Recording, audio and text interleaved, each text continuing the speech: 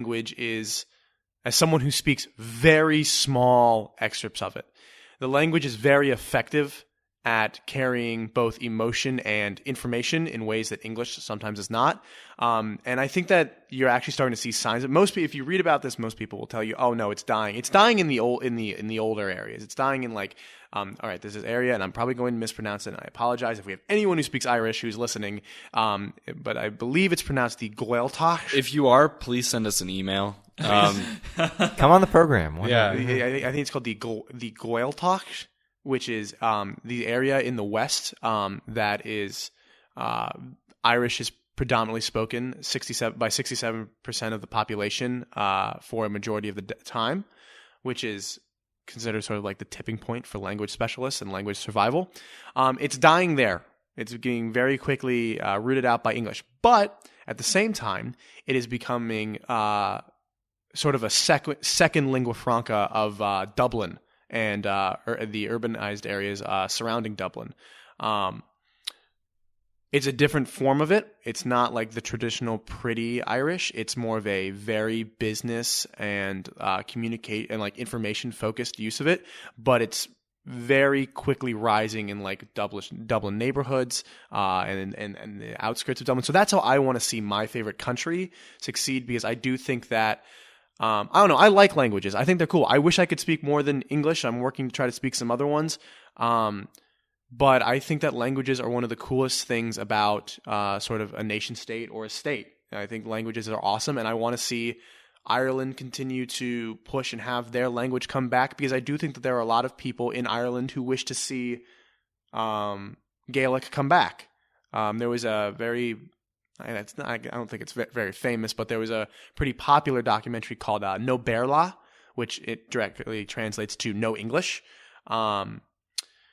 And it was this guy in Ireland who can speak fluent Irish, and he would go around and he would only speak in Irish for like 3 weeks, traveling Ireland, trying to find, and he could not in the East find barely anyone. Now, granted, this was like the 90s. It was before this whole revitalization. I think Edna Kinney, I think, is the current prime minister of Ireland, something like that. He is very active in, making sure the language is revived. He exclusively speaks in Irish during official meetings of the the Irish Parliament, and it pisses the lawmakers off because they're like, "Can you please speak English?" And he always responds with, "No, this is our national language. You should learn to speak it." So the Parliament is actually very quickly becoming Irish speaking again because their prime minister refuses to speak in English, which I think is pretty funny. Didn't he thrash like an English delegate who showed up and he was just like, "I'm sorry, I don't understand." He's like, "You're in our country, learn our language." Yeah, so I want to see that come back. And I think that's how I want to see Ireland succeed, because I feel like if Ireland succeeds that way, the idea of Northern Ireland coming back actually becomes a lot more plausible, because there's something culturally that you can identify with that allows you to like lead that unification again. But that's a different topic. I would be happy to do an episode on the reunification of Ireland, or sort of like loss. Do an episode after it happens. Okay. Now, the country that I want to succeed is I think it's interesting that we've mainly picked, we have exclusively picked countries in Europe or sort of, or in Asia. We have not picked anywhere in South America or Africa. I mean, obviously, we all want to see the United States succeed. I think that's a unless you're Joe. Excuse me? Unless you're Joe. The country that I want to succeed the most, though, is I think pretty different. I would want to see Botswana succeed. Now, many of you probably know absolutely nothing about Botswana, which is... You talk about it all the time, Ryan. Okay, many of you listening, aka the people who are not us, which is, all right, so maybe one or two of you who are listening. 3 or 4 other people. Like 4 people, yeah. So we really value you and 2 of those will be Paul. Yeah, all right. So I want to talk about Botswana for a little bit and why I want it to succeed for more reasons other than I want to do some research there regarding groundwater. Botswana is, according to the Carter Foundation and what is it? Talking TWAMPs is not funded by the Carter Foundation. Okay, we're not funded by the Carter Foundation. Oh, did you do the... You just posted in the link dump. Did you do the disclaimer? No, we'll do that at the end. Okay. Yeah, we will do that. Okay. and some other very popular, like very legitimate NGO that like all of this stuff is based off. They are the most stable, politically stable country in all of sub-Saharan Africa.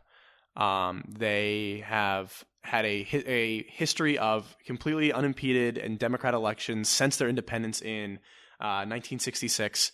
They have had a strong, stable, representative democracy, and they were projected to be that region's sort of middle power had it not been for the AIDS crisis.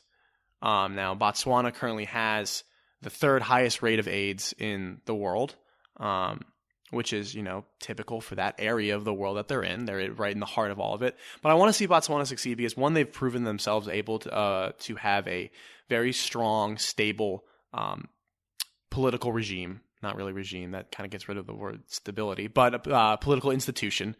And then you mean like it just has like a strong democratic system? It has a strong democratic representative system. And always has, and has never had any problems with like election meddling or corruption. They have the lowest corruption rating in all of Africa. I want to see that. Blake, what was that hand motion you just made? Low bar. Yeah, it is a very low bar. But the thing is that they have made huge strides in pushing back against AIDS. They have done an excellent job with their education. They're a very sort of unified, homogeneous area. They're almost 80% Tswana, which is the ethnic group that's there. Which is probably in none too small a part why their democratic institutions have done so well. It's probably something that's helped them a lot, but they have a very strong, and I guess I like this, they have a very strong language history, and they also have the highest rate of English speaking in all of Africa, which I think is pretty funny, other than South Africa, which is right below them, but it's South Africa. They have positive relations with everyone else in that area, but most importantly, they sit right in the middle of a very, very terrible part of the world that is surrounded by instability, and has been plagued by that instability for the last 50 years.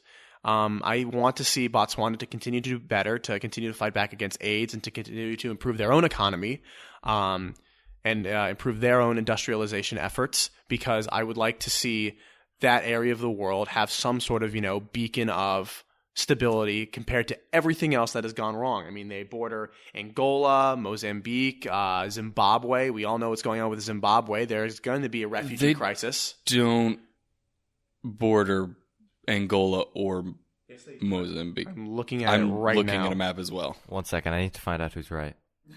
I'm looking at the map right now. Ryan is wrong. Ryan is not Mozambique. They border Angola. They don't border Angola either. What are you talking? I'm looking at This is Zoom Angola. in further. It's the Caprivi Strip because the Germans want river access. Okay, Blake would know. So How true. Okay, they essentially. But if refugees are pouring across the border, you better bet that they're going to find someplace to go, and it's going to be. And I want it to be Botswana. But first, it's Namibia. For about 10 miles. You mean Nambia, of course. I forgot about that little strip. I forgot how horribly they partitioned that place. It's Namibia. Nambia. Okay, there's an I. You don't. Okay, Blake. You need to follow the news. Oh, I know it's Nambia. Anyway, Botswana has always shown has shown a trend towards improving. They were hit pretty badly by the AIDS crisis, but ever since then, they have continued to fight it, and they've continued to make strides towards fighting it, and they have kept during that entire time their political stability and their democracy. That is something that I want to see to continue. They have not had a problem like their neighbors to the south with discriminating against half of their population, more than half of their population, and committing a whole bunch of human rights violations. They have had a very clean history, and I want to continue to see them succeed and be an area of not hope, but an area of respectability and stability in that zone. Because sub-Saharan Africa, we all know, is plagued by that. Oh, so Ryan, I think that you've probably, unfortunately, pointed out a couple of reasons why Botswana won't be a regional power player. The first is that they do neighbor and are very close to South Africa.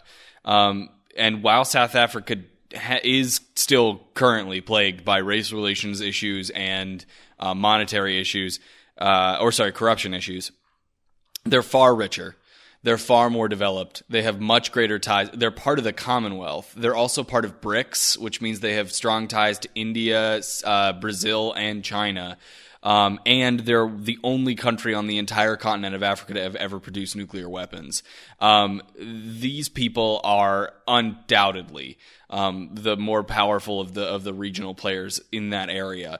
And you pointed out that the refugee crisis that will occur from Zimbabwe if the military isn't careful in setting up its new junta government is, if anything, only going to be a problem for Botswana, which holds a much larger border than South Africa does. I don't think it'll be a problem. I really don't. Refugee crises do not go over well in countries that do not have stable and well-developed welfare systems or economic systems. Which they don't Botswana, go over well in those either. Yeah, I know, but at least Germany and Western European countries can take the hit.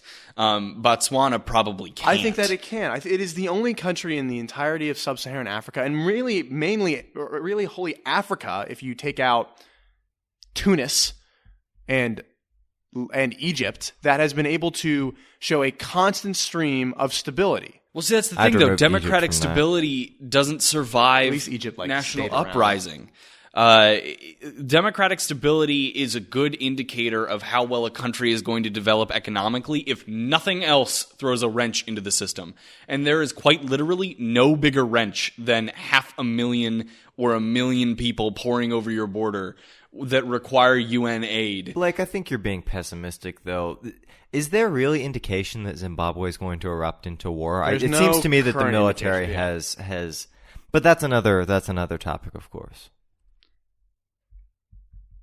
Yeah, that is a different topic. But I guess moving on from that, we're almost done with this episode. I will make a bold prediction here.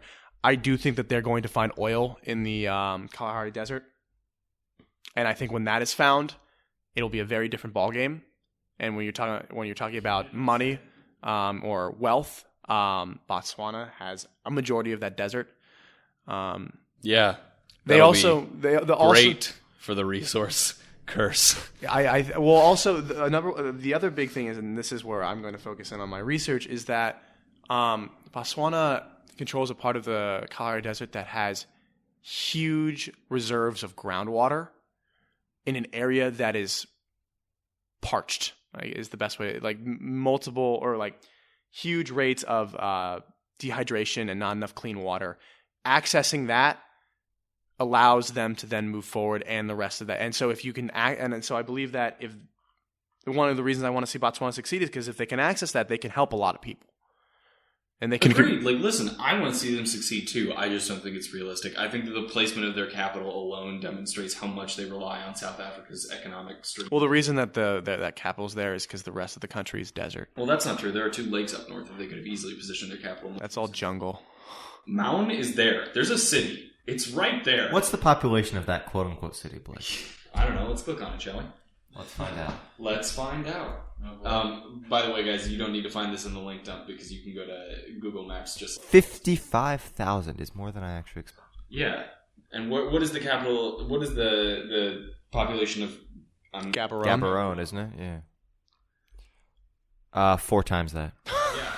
Which is probably because it's the capital city and, again, on the border with South Africa, where all the economic stream is. My argument is that... so why shouldn't the capital be by the economic stream? Well, because, first of all, ours isn't. And second, because oftentimes countries do really well when their primary city isn't their capital. Because your capital should be positioned to administer to your country.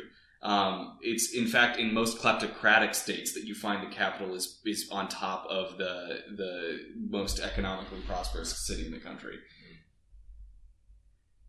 Well, that's all I have to say about my favorite country, my favorite country, and the one that I want to most succeed. Now I'm sad because apparently Blake hates Botswana. I don't hate it. Blake is anti-Botswana. It's realistic that they're going to be able to. To their credit, though, they have the rate due to AIDS or AIDS related deaths has fallen 57% in the last 7 years. To their country, again, I don't disagree that their democratic state bodes well for their development, but it would take. My contention is that it would take one accidental uprising, war,